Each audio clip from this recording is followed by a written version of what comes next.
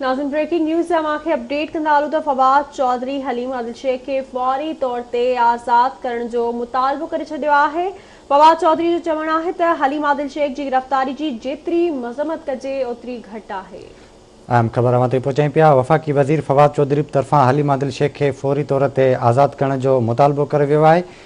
फवाद चौधरी जो चवणु आहे त हलीम आदिल शेख जी गिरफ़्तारी जी जेतिरी मज़म्मत कजे उहा घटि आहे। जेल मोकिलण ऐं गुंडनि खां तशदुद कराइण जी बि मज़म्मत कजे थी। अहम ख़बर ताईं पहुचाई पिया। वफ़ाक़ी वज़ीर फवाद चौधरी पारां हलीम आदिल शेख खे फौरी तौर ते आज़ाद करण जो मुतालबो करे छॾियो आहे। अमांखे अपडेट कंदा हलूं। ब्रेकिंग न्यूज़ आहे त फवाद चौधरी हलीम आदिल शेख खे फौरी तौर ते आज़ाद करण जो मुतालबो करे छॾियो आहे।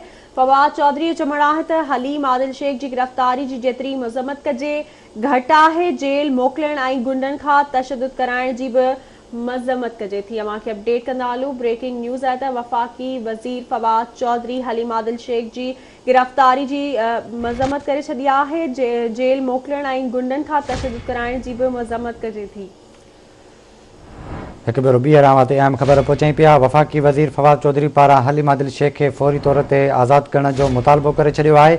वफ़ाक़ी वज़ीर फवाद चौधरी जो चवणु आहे त हलीम आदिल जी गिरफ़्तारी जी जेतिरी बि मज़म्मत कजे उहा घटि आहे।